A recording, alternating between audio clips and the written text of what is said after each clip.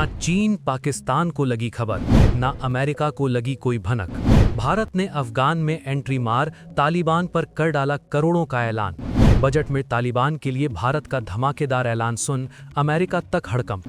अफगानिस्तान में भारत की एंट्री देख खुशी से झूमा तालिबान। भूकंप की तबाही हो या भूख की मार, जब सब ने मोड़ा मुंह तब भारत बना सहारा। अब दोस्ती की नई इबारत लिखेगा नया अफगानिस्तान। अमेरिका भी अफगानिस्तान का छुपा हुआ खजाना नहीं ढूंढ सका। वहां तक पहुंचा भारत। चीन, पाकिस्तान भारत के प्लान को देख रह गए हैरान।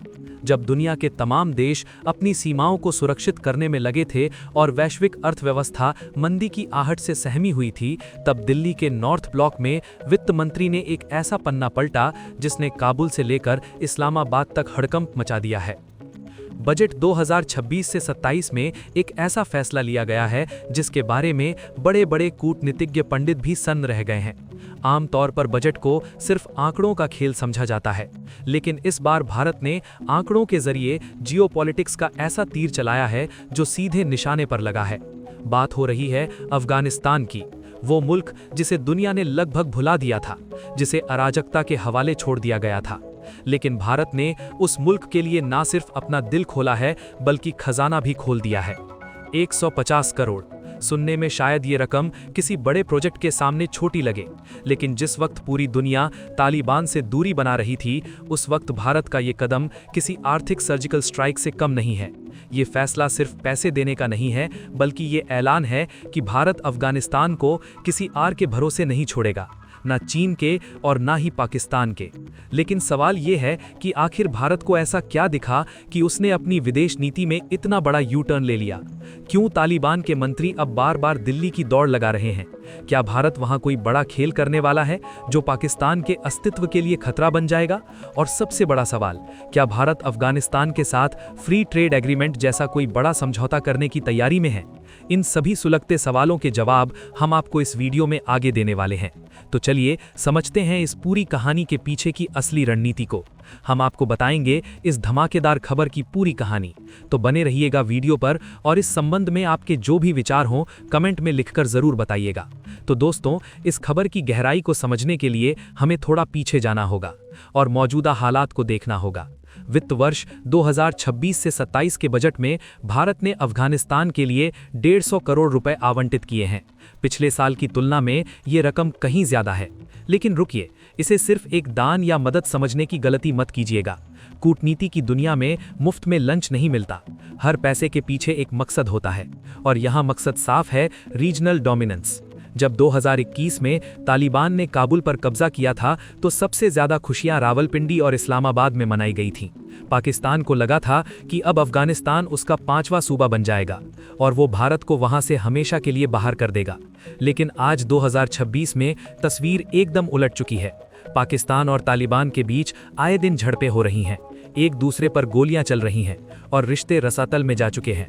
वहीं दूसरी तरफ भारत ने बड़ी खामोशी और समझदारी से अपनी चालें चली। हमने वहां के लोगों का हाथ नहीं छोड़ा। जब वहां भूकंप आया तो सबसे पहले भारत का जहाज मदद लेकर पहुंचा। जब वहां के बच्चे भूख से तड़प रहे थे तो भारत ने हजारों टन गेहूं भेजा। और अब ये 150 करोड़ रुपए का बजट एलोकेशन उसी भरोसे की एक और ईंट है। ये पैसा वहां के स्कूलों, अस्पतालों और इंफ्रास्ट्रक्चर में लगेगा।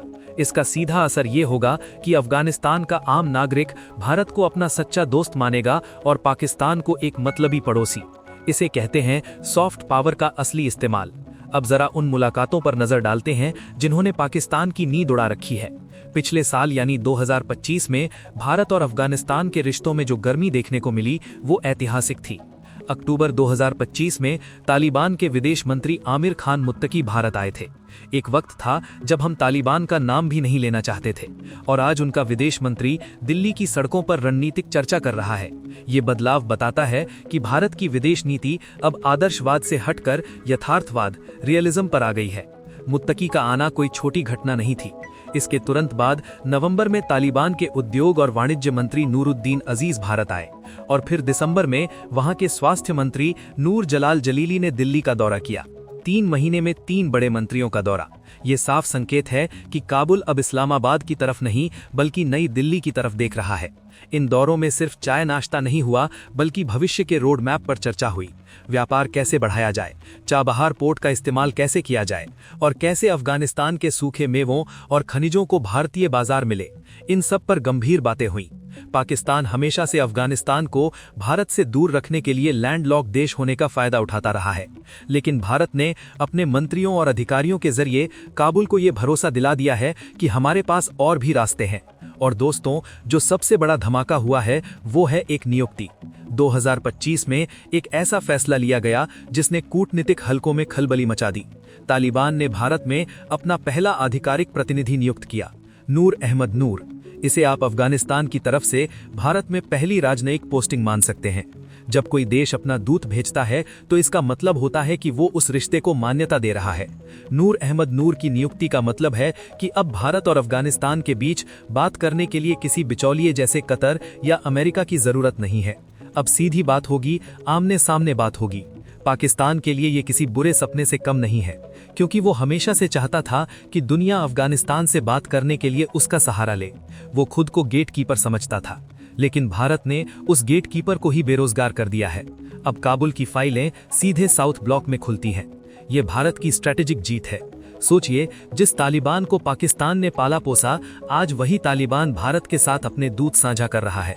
इसे कहते हैं कर्म का फल। पाकिस्तान ने जो गड्ढा भारत के लिए खोदा था, आज वो खुद उसमें गिर चुका है। इस बजट आवंटन का एक और पहलू है जिसे समझना बहुत जरूरी है, आर्थिक कूटनीति। दुनिया में कोई सोच भी नहीं सकता था कि तालिबान, जो बंदूक की नोक पर बात करने के लिए जाना जाता था, वो भारत के बजट का इंतजार करेगा। लेकिन ऐसा हुआ है। भारत ने ये पैसा देकर तालिबान को झूमने पर मजबूर कर दिया है। क्यों? क्योंकि बाकी दुनिया ने अफगानिस्तान के फंड्स फ्रीज कर रखे हैं। वहां कैश की भारी किल्लत है। ऐसे में भारत की मदद उनके लिए ऑक्सीजन जैसी है। और अगर ऐसा ही चलता रहा तो वो दिन दूर नहीं जब भारत अफगानिस्तान में कई बड़े प्रोजेक्ट्स की लाइन लगा देगा। याद कीजिए, सलमा डैम और अफगान संसद भवन, ये भारत ने ही बनाए थे। अब चर्चा हो रही है कि भारत वहां रुके हुए बिजली और पानी के प्रोजेक्ट्स को फिर से शुरू कर सकता है। अगर भारत वहां सड़कें बनाने लगा, वहां की खदानों में निवेश करने लगा, तो ये पाकिस्तान और चीन की छाती पर सीधा प्रहार होगा।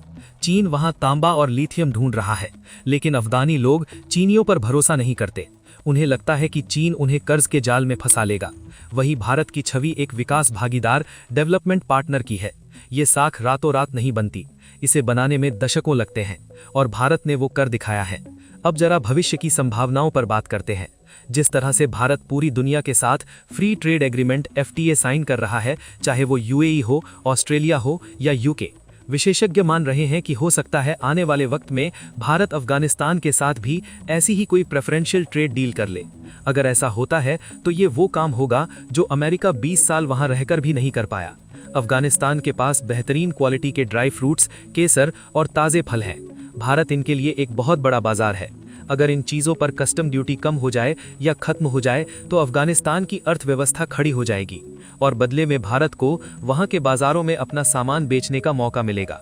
दवाइयाँ, मशीनरी, टेक्सटाइल, सब कुछ भारत से जा सकता है। इससे पाकिस्तान का जो ट्रांजिट ट्रेड वो पूरी तरह ठप हो जाएगा। अभी अफगानिस्तान अपनी बहुत सी ज़रूरतों के लिए पाकिस्तान पर निर्भर है, लेकिन अगर भारत ने एयर कॉरिडोर और चाबहार पोर्ट का रास्ता खोल दिया तो पाकिस्तान की ब्लैकमेलिंग हमेशा के लिए खत्म हो जाएगी। ये भारत का लॉन्ग टर्म गेम है, अफगानिस्तान को पाकिस्तान की निर्भरता से आज़ाद कराना।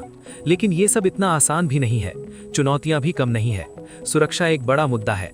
काबुल में भारतीय दूतावास की सुरक्षा सबसे अहम है। ISIS के जैसे गुट वहां सक्रिय हैं जो पाकिस्तान के इशारे पर भारतीय हितों को निशाना बना सकते हैं। लेकिन भारत ने इस बार कच्ची गोलियां नहीं खेली हैं।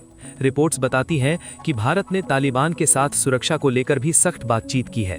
तालिबान ने वादा किया है कि वो अपनी जमीन का इस्तेमाल भारत के खिलाफ नहीं होने देगा, और अब तक उन्होंने ये वादा काफी हद तक निभाया भी है। भारतीय तकनीकी टीम काबुल में बैठी है और दूतावास का कामकाज देख रही है। 150 करोड़ का बजट ये भी सुनिश्चित करेगा कि वहां हमारे जो लोग काम कर रहे हैं या जो प्रोजेक्ट्स चल रहे हैं, उनकी सुरक्षा के लिए भी संसाधन मौजूद हों। ये भारत का आत्मविश्वास है कि वो आग के दरिया में भी अपने लिए रास्ता बना रहा है। इस पूरे प्रकरण में पाकिस्तान की हालत खिसियानी बिल्ली जैसी हो गई है। वो दुनिया भर में जाकर रो रहा है कि भारत उसे घेर रहा है। पश्चिम में ईरान के साथ भारत के अच्छे रिश्ते हैं और अब उत्तर पश्चिम में अफगानिस्तान भी भारत की गोद में जा बैठा है। इसे रणनीतिक भाषा में स्ट्रेटेजिक इंसर्कलमेंट कहते हैं। पाकिस्तान अब सैंडविच बन चुका है। एक तरफ भारत की मजबूत सेना और दूसरी तरफ अफगानिस्तान का नाराज तालिबान और बीच में पिसा हुआ पाकिस्तान। भारत के बजट ने पाकिस्तान की इस मुसीबत को और बढ़ा दिया है। पाकिस्तानी मीडिया में इस बात को लेकर मातम है कि उनका आयरन ब्रदर चीन तो मदद कर नहीं रहा और उनका पालक पुत्र तालिबान भारत के साथ पींगे बढ़ा रहा है। 150 करोड़ रुपए ने पाकिस्तान की विदेश नीति की धज्जियां उड़ा दी हैं। ये दिखाता है कि पैसे से ज्यादा नीयत मायने रखती है। पाकिस्तान ने अफगानिस्तान को सिर्फ अपनी स्ट्रेटेजिक डेप्थ समझा, जबकि भारत ने उसे एक संप्रभु राष्ट्र का सम्मान दिया। यही फर्क आज जमीन पर दिख रहा है। इस बजट आवंटन का एक और पहलू है जिसे समझना बहुत जरूरी है। आर्थिक कूटनीति। दुनिया में कोई सोच भी नहीं सकता था कि तालिबान, जो बंदूक की नोक पर बात करने के लिए जाना जाता था, वो भारत के बजट का इंतजार करेगा। लेकिन ऐसा हुआ है। भारत ने ये पैसा देकर तालिबान को झूमने पर मजबूर कर दिया है।